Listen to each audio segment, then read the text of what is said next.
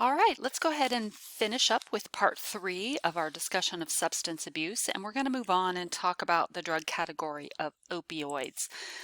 For those of you that aren't so familiar, everyone's heard of opioids, obviously, but if you're not so familiar, it is a drug that's derived from the opium poppy, and then there are synthetics that can be made. So these include the drug categories of narcotics, which are generally painkillers, including the heavy hitter OxyContin and oxycodone. So the main effect of opioids, and I'll talk about this more on the next slide, are real feelings of pleasure, euphoria, slows your breathing down. So it brings about this feeling of euphoria in addition to a peaceful feeling. Of all the opiates, so they can be painkillers also, I should add in there. So the painkillers, many of the painkillers are in fact opioids, many of the prescription painkillers. So heroin and its synthetics tend to be the most abused opiate that we are aware of. And I'm going too quickly here. And there's a video clip that I will link at the bottom here, at the bottom of this video in the information section. So let me talk a little bit more with this graph about some of the effects that heroin gives and the other opioids. So in addition to this euphoria and pain relief that I mentioned, it can cause this feeling of well-being or calmness. Some people makes them feel just confused or disoriented. It can also have some physical effects that are unpleasant, like nausea, constipation, drowsiness. And then we'll get into it, but the extreme use can lead to heart problems, cardiac problems, death, and addiction. So we'll get into that a little bit more. Now, what is the reason that opioids are so addictive? What's the main effect they have? And this is a pretty good sketch here. So on the left, whenever we injure ourselves or feel pain, endorphins essentially rush in to try and help null that pain. And the endorphins are, received by the opioid receptors. I'm not saying this very well. So on the left side, it says normal stimulation of the dopamine reward system. So essentially, dopamine is the neurotransmitter that's affected by opiates and also endorphins, and that helps us feel good or feel better.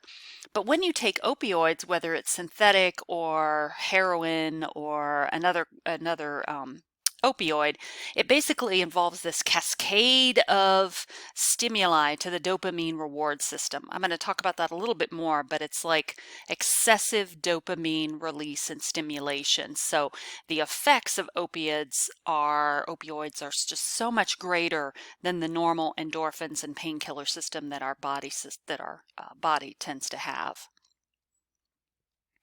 I'm going to talk just very briefly about how this opioid epidemic in our country bloomed the way it did. You know, it seems like especially within the last 10 years, but it actually started a little bit further back than that to get us to the point where we are now is pretty significant. So the way to think about it is that it didn't just start by one thing. There were multiple layers that got us to the point where we are today. And let me give you a couple of examples of the significant events that have impacted the current epidemic. So in 1980, the New England Journal of Medicine, that's what that stands for, published a letter to the editor in which a doctor said that they have used opioids and found that opioids are not addictive. People latched on to that sentence, but what he was really referring to in context is that for brief inpatient stays after surgery, the use of opioids for patients is not addictive. So if you're in the hospital for a couple of days after surgery and they use narcotics for pain relief, they're saying that people aren't going to get addicted to that. But that second sentence there is what was really missed. So this line in the publication was really misinterpreted, and right about the same time, some different doctor groups and the World Health Organization just started this large pain management campaign in this country. So the idea was to give physicians a lot more leeway and the recognition that people were suffering from chronic back pain, injuries, work-related injuries, and there needed to be a way to mitigate that. And so they latched on to this opioids. Opioids work really well in mitigating pain, and things just spiraled from there. OxyContin was first produced and marketed in 1995, and it was marketed heavily to physicians as this great pain reliever. And remember, at this point, people didn't really think that narcotics were addictive. However, what we now know and what we've found out is that the producers of OxyContin realized pretty quickly its abusive and addictive tendencies, but they didn't say anything. They kept quiet about that, and I'm sure there were lawsuits and things, but it was a pretty bad thing.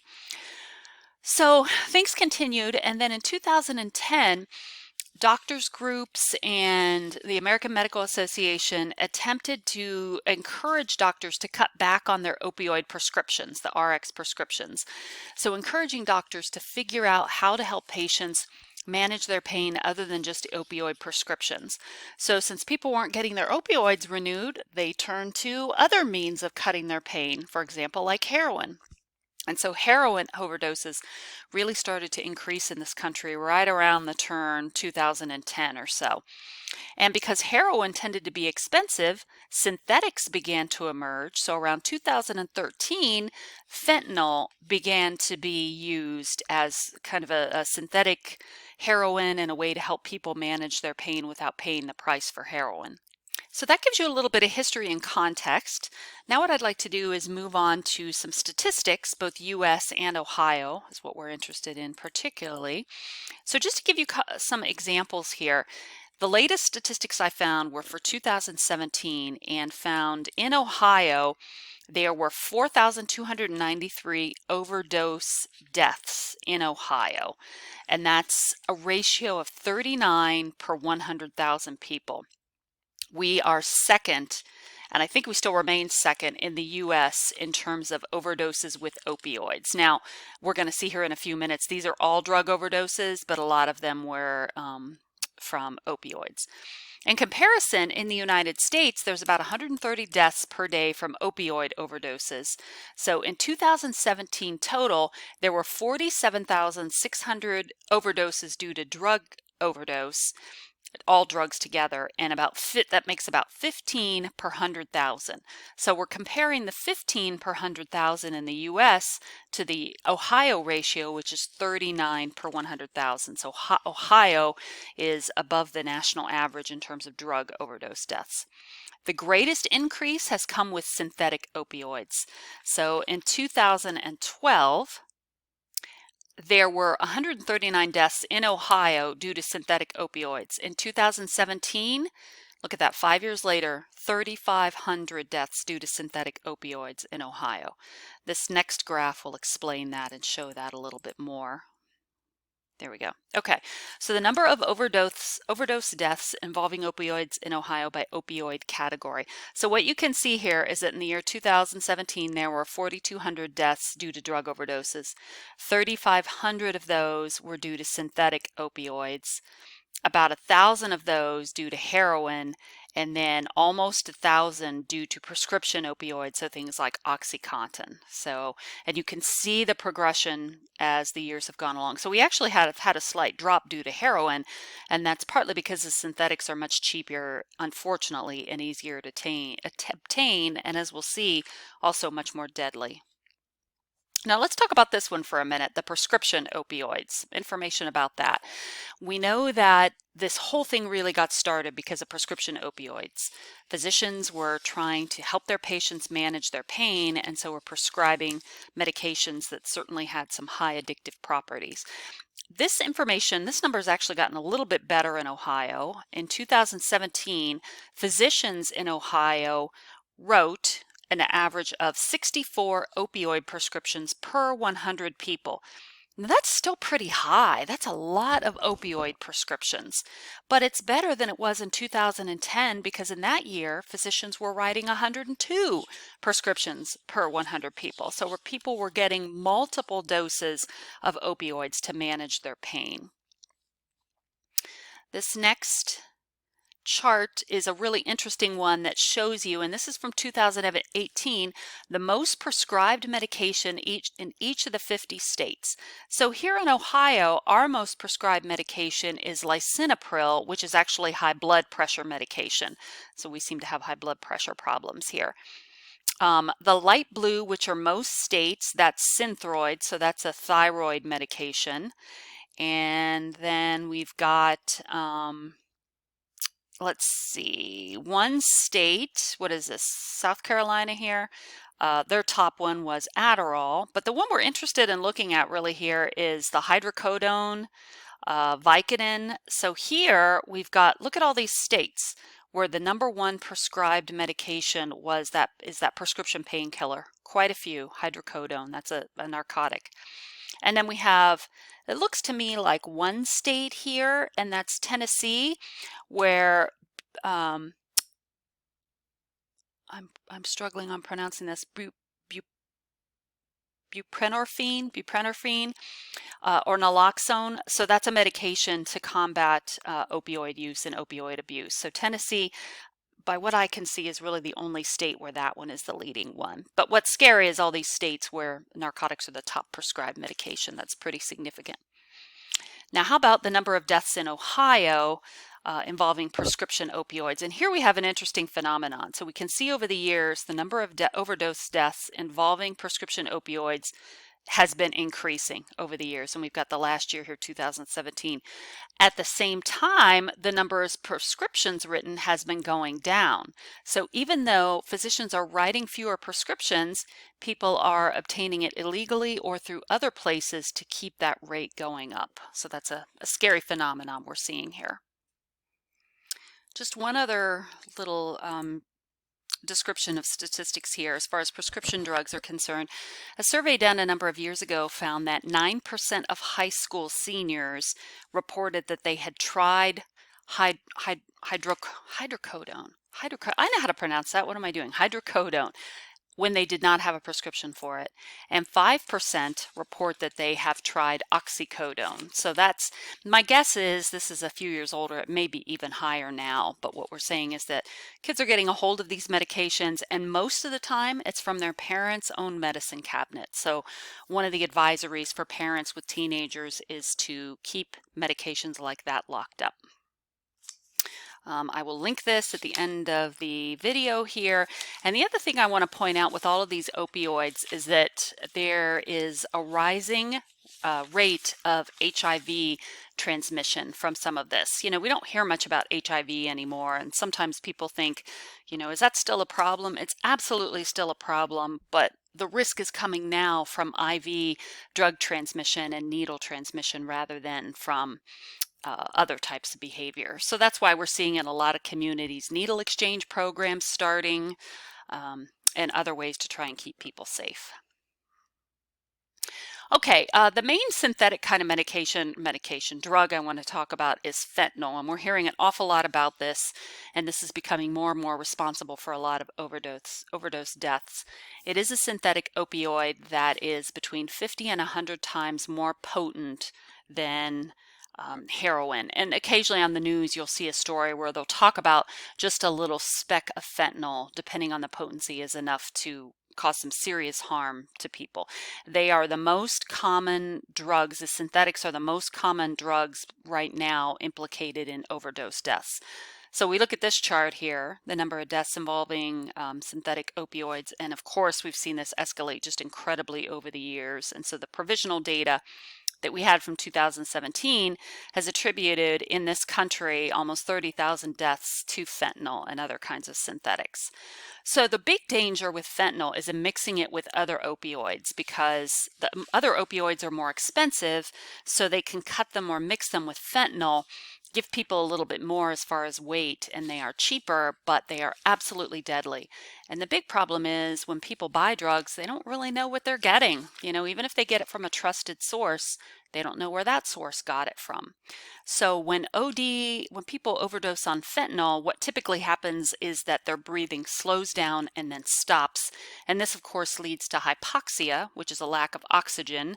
The brain gets a lack of oxygen, and then that's typically how people will pass in that situation. Now, some of this you're all familiar with because it's certainly all over the news, but the main opioid overdose treatment we have is naloxone or some variation of it, and you basically can get them from pharmacies now. And people are encouraged, if they have a family member or a loved one who has an opiate problem, an opiate abuse problem, to keep that at hand. And lots of times people with addictions are carry it around with them. So the way naloxone works is to rapidly bind to the opioid receptors, as I showed you in the sketch a few minutes ago, and it really blocks the effects of opioids. It generally is a nasal spray that is administered, and it works fairly rapidly and has saved countless lives.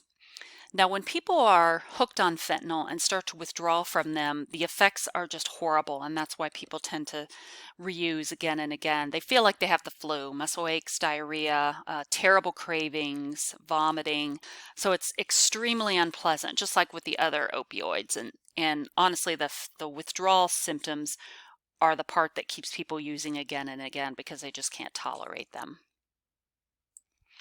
I'd like to go ahead and turn to what treatment is like for opioid addiction. There are a number of different treatments out there, but the one that's been found to be the most effective is medication-assisted treatment, which is where people undergo addiction counseling, talk counseling, and behavioral counseling in addition to opioid replacement medication. You all have probably heard of places like methadone clinics, Suboxone. Those are medications that people with opioid addictions can take. It helps prevent withdrawal symptoms, and it also helps reduce cravings. So they can be quite effective at reducing an opioid addiction. They do have problems because there are situations where people can then get addicted to the Suboxone or the methadone. But if they are involved in addiction counseling, that really helps to deal with that. So the methadone, I want to take a look at the methadone here for just a minute, how it works. It is a full opioid agonist.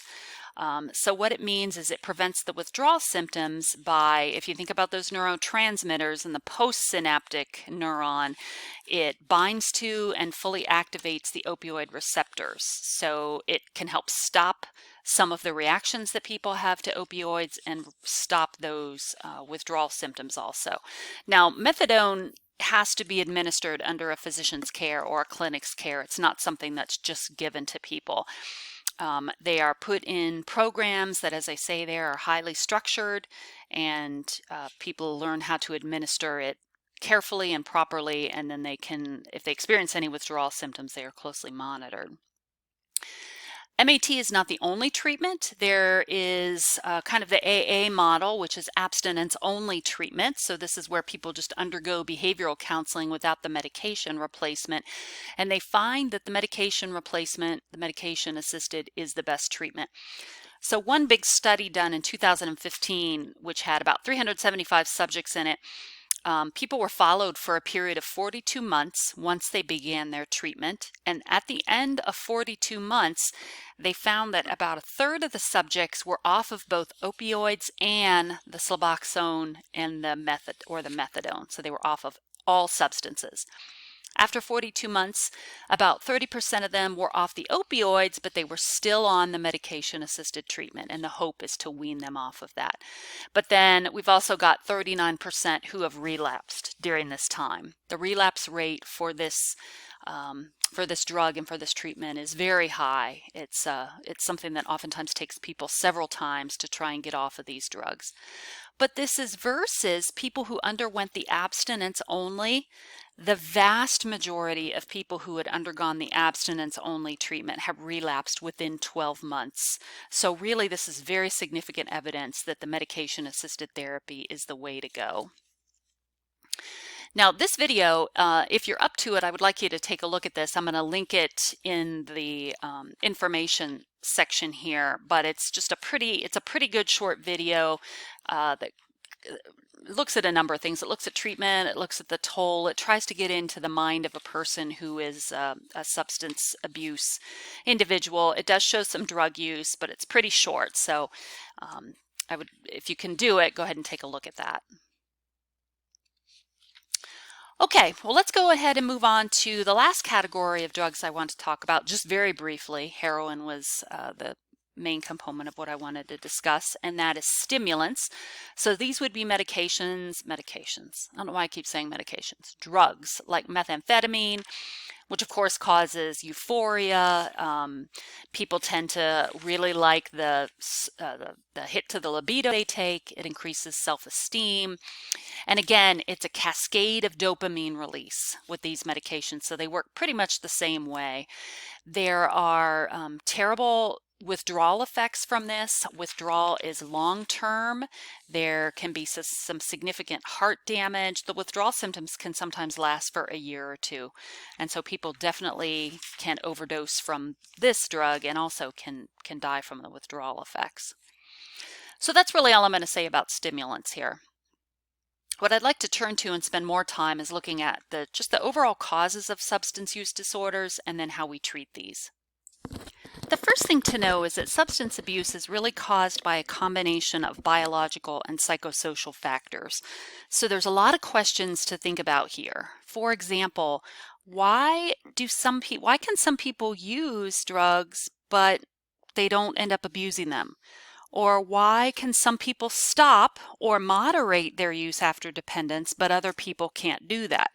The answer is because of these combination of causal factors. So we'll start off by looking at biological causes, biological factors, and we will begin with family and genetics. Most of the data we have on the familial causes is from alcohol, but this applies to all drugs because the activation in the brain is very similar. So twin studies, and one twin study in particular I'm looking at, looked at 1,600 pairs of male twins. We find that the genetic component is stronger in males than it is in females. This study found that the initial use of drugs or alcohol was led by the environment. So people have friends or they hang around in environments where people are using substances. And that tended to lead to the first use. But then whether the person would abuse them or become dependent, that was more of a factor of genetics. So the thing is, and what a lot of people know, is if there seem to be just some genetic strengths in a person's family regarding substance abuse, they have to be really careful about use, because once the use gets going, there is of course a greater risk for abusive kinds of behaviors to occur. Okay, now genetics, as we've talked about with other disorders, genetics affects the brain. So let's talk for a minute about some of the neurobiological influences that we see. People use drugs and alcohol for the pleasurable feelings they bring, or the way they bring down or eliminate negative feelings. So it's very much a positive reinforcement and negative reinforcement kind of phenomenon. But the brain contains this reward pleasure pathway that's called the dopaminergic mesolimbic system, and this is what this is essentially. You know, I've talked so far about how drugs really affect the release of dopamine and the circulation of dopamine in the brain. So this mesolimbic system is a system that's activated by all drugs that are abused, all abused drugs. And so most of the time, these are mostly dopamine sensitive neurons that are affected. This video here, which I will attach in the information section, gives you a little bit more of an explanation. But if you look over here with the dopamine pathways, it affects parts of the frontal lobe, parts of the central core that are responsible for motor function, reward, and pleasure. Dr. Kerberg in her psychopharm class talks a lot about that, and she will occasionally teach an addiction special topics, and this is really very much a focus of that class. So the thing to keep in mind is that genetics influences these neurobiological pathways, and in particular the pleasure center one, which is dopamine. One other comment here I want to mention is that one of the effects of alcohol, and one of the things that alcohol does, is that it depletes and then mimics dopamine.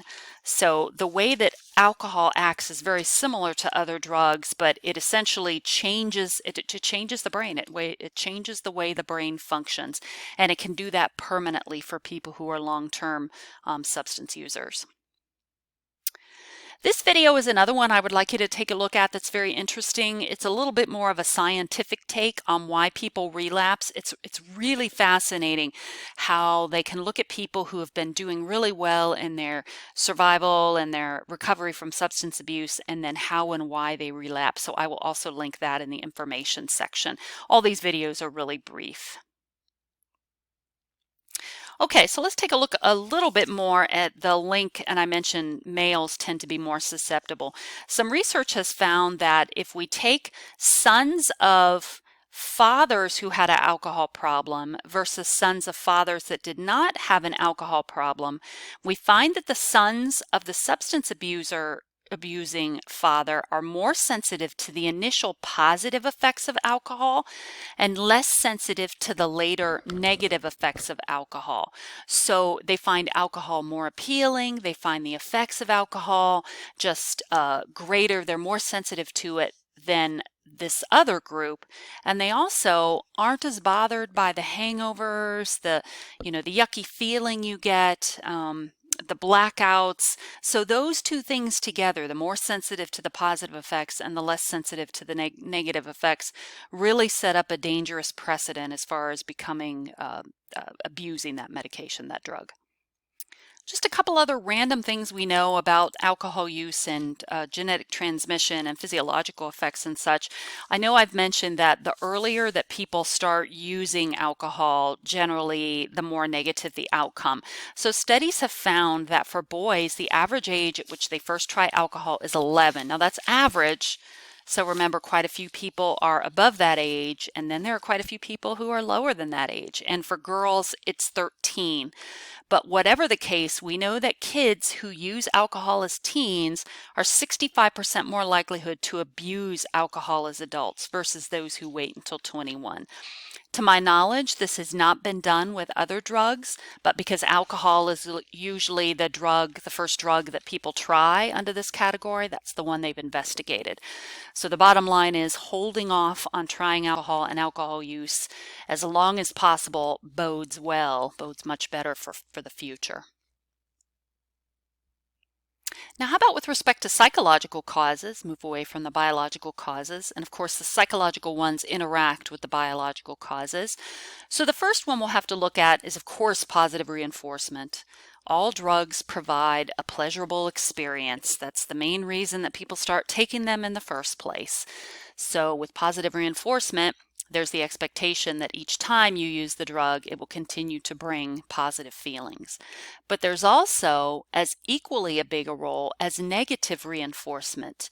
Negative reinforcement, the drugs allow you to escape from your life, from pain, from stress, from anxiety. This is a big factor in early drug and alcohol use among adolescents, a way to relieve tension, to cut stress, especially if there are problems at home for kids.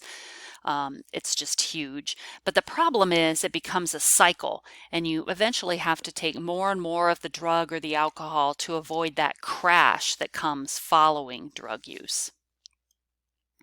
There are also cognitive factors here that have to do with expectations. People use substances expecting to feel good, expecting to feel better, and that mindset has a lot to do with the ways that people react. Now, there was a really clever study done in 2009 among college students, and they took half of the students who participated and told them they were going to be given a drink with alcohol in it. And then they were given a drink with alcohol in it. The other half of the students who were tested separately were told, we're going to give you a drink with alcohol in it. But they were given a drink unknowing to them without alcohol in it, but one that tasted like it had alcohol in it.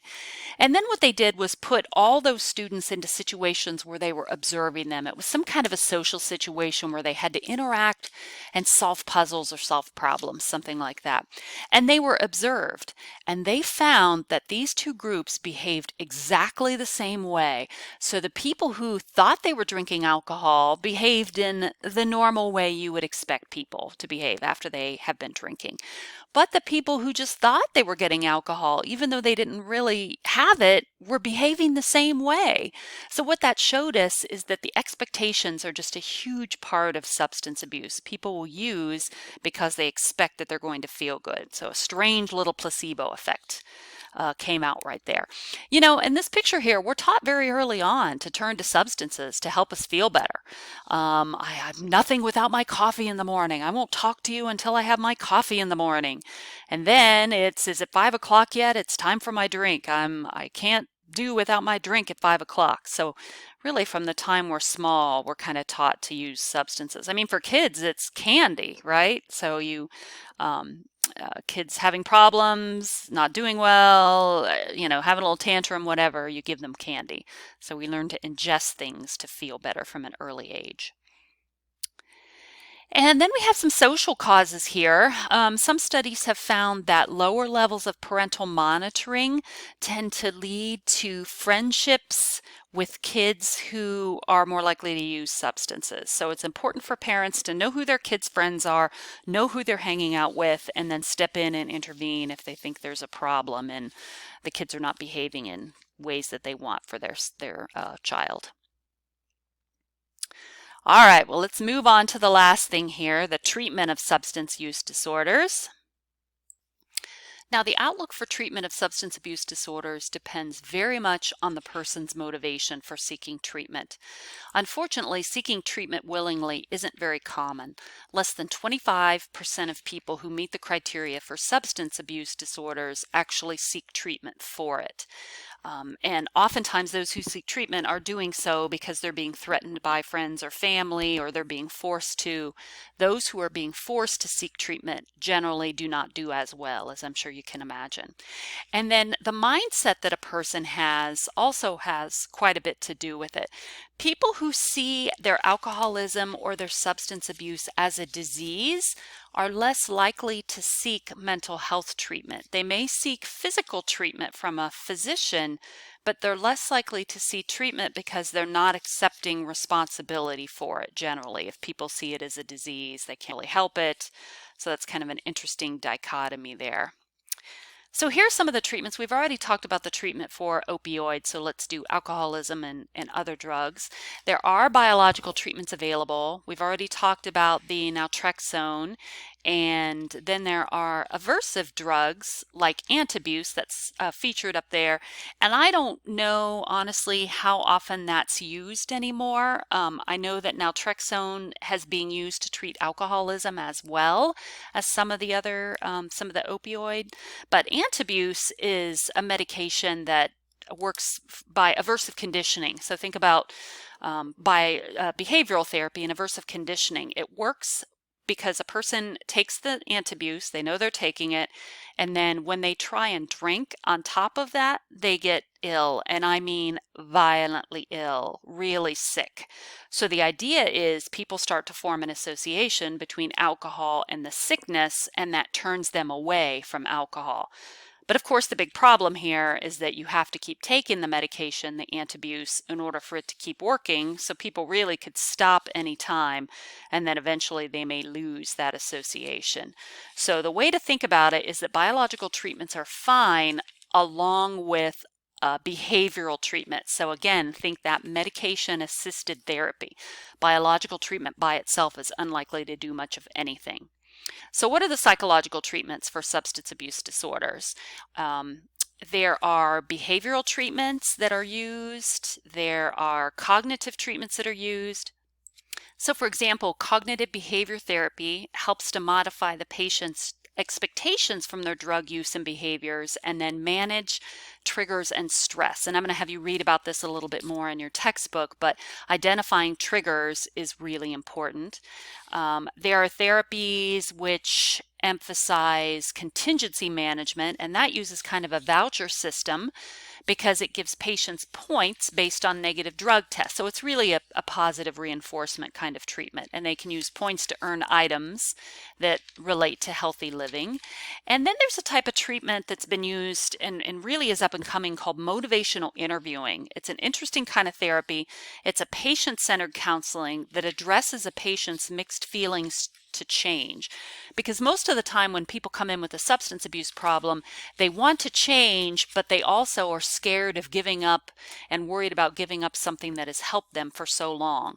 So rather than the therapist explain to them, well, here's all the reasons why you should change and why you should adopt a different lifestyle, they help the client come up or the patient come up with those reasons themselves. And then when clients do that, they're much more motivated to decide to change on their own versus being told why it's a good idea to do that.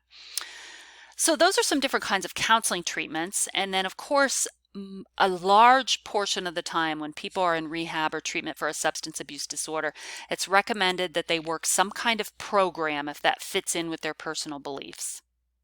So Alcoholics Anonymous, Narcotics Anonymous, Al-Anon, which tends to be for families, all of those kinds of programs are very similar and use the same kind of model. These are all based on a disease model of substance abuse. So the assumption is that your addiction is in fact a disease, and so it's up to you to control that disease. And all of these programs promote abstinence, total abstinence, because the idea is that unless you totally abstain, you're never going to be free of this disease. Now, the history of AA is really interesting. It actually started in Akron. I don't know if you knew that. The man there is, I think that's Bill. I can't think of his last name, Bill W. It was started in the 1930s by two men who had a heavy drinking problem, and they started meeting and talking about what was going on with them, and for both of them, it significantly interfered in their lives. And so they started meeting in greater and greater circles, and eventually it just became the huge worldwide treatment that it is today. So to give you some examples, membership numbers are hard to get because it is a kind of walk-in sort of thing. There's about 2 million members worldwide, regular members, and about 106,000 groups that are registered. You can find an AA meeting at any time, any place, any time, night or day. The meetings are held very often in churches, sometimes in hospitals or community rec centers. There are apps that can tell you, if at 3 o'clock you decide you need to go to a meeting, they'll tell you where the next meeting is and what time.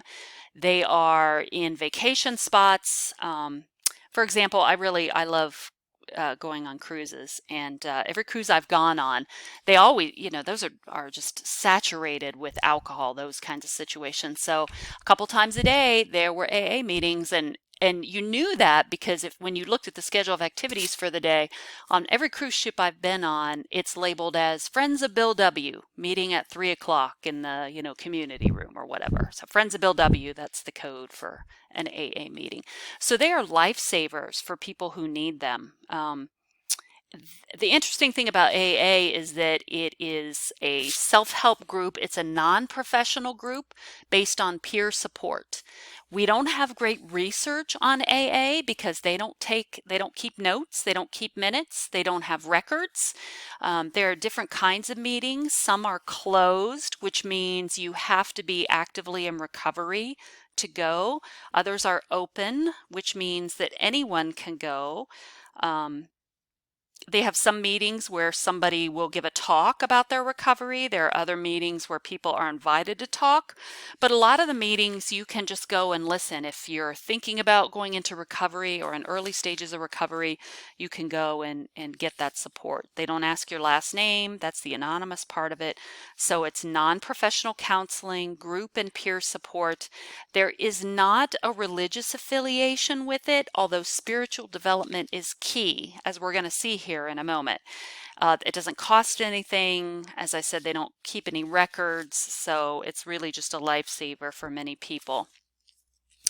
Now, as far as AA goes, that alcoholic part where they say Alcoholics Anonymous, they refer to a person as an alcoholic whether you are still drinking or you're sober. So even if you've been recovered for 20 years, they still consider you an alcoholic because they say that a person is never cured. That's that disease model. Once you have the disease, you always have the disease. It's just up to you to keep that in remission by abstaining. So people are told in AA that even though alcohol or the narcotic is a source of their problems, they have to assume responsibility for their own recovery. So they use the 12-step model, which I've listed here. You're probably familiar with that, or you've seen that before. The 12-step model involves admitting that you are defeated by the alcohol, admitting defeat, admitting the alcoholism is bigger than you are, and it's also up to you to take that message to other people. So people pledge to seek help from a higher power, and that doesn't necessarily mean God. That can be whatever higher power a person chooses to understand. So it could be their own definition of spirituality, but the point is that you admit defeat over alcohol and you submit to this higher power. The social support is the most critical part.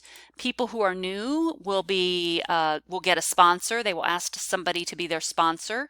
People who are sponsors have to have been in recovery, I think, at least a year or so, and they agree to be available 24 hours a day to this person by phone call whenever they need something. So the effectiveness of AA is very hard to research because, like I said, they generally are not receptive to people coming in and asking questions. Not everybody is willing to join AA because not everybody is willing to abstain. Some people just want to cut down on their drinking, reduce the problem drinking, and that's not what AA is about. They don't facilitate that. They don't believe in that. There are some people who don't like the reliance on spirituality of AA. And some people don't like that adoption of a disease model that alcoholics can't help themselves and that fosters dependency on this higher power. But that is their philosophy. And the anecdotal evidence is very strong for the power of AA and for NA. Okay, just a couple other things here about AA and alcoholism. What research does find is that people who decide to abstain and decide to go into the program, they find that 80% of those people, when they relapse, it's done within the first 3 months. So relapse rates are high right away. So usually the recommendation from the studies that's been done is that you go to a meeting every single day for the first 3 months because that's the big danger zone. And so people who are really committed to the program will do that. And like I said, there are meetings all over the place at every hour of the day and night. You can always find a meeting. It's important for people to learn their triggers. That's another part of this. So this may involve ending friendships, ending relationships if they're people who you tend to use with or you have used with. So it really involves a life overhaul. Now, the last treatment that I want to talk about here, which is not AA, is called controlled drinking. This is a controversial type of treatment where people decide, I'm just going to cut back. My alcohol use is problematic, so I'm going to cut back. We don't have a lot of research on that, but they have found that it may work in the short term, but there is no evidence that it works for the long term because it's not that difficult to change your behavior for a short period of time, but lifelong, long-term behavior changes need more intervention, and they need serious behavioral change and sometimes medication change. And there are some people who just are not able to do the cutting back. So that's a more controversial type of therapy that we need to investigate a little bit more. Okay, that is it for the substance abuse chapter. I hope we've given it a pretty decent look at some of the major substances, but more specifically on the psychological aspects of those. Again, down in the information section here, I'm going to put some links to some videos that you may want to consider taking a look at. They're good sources of information.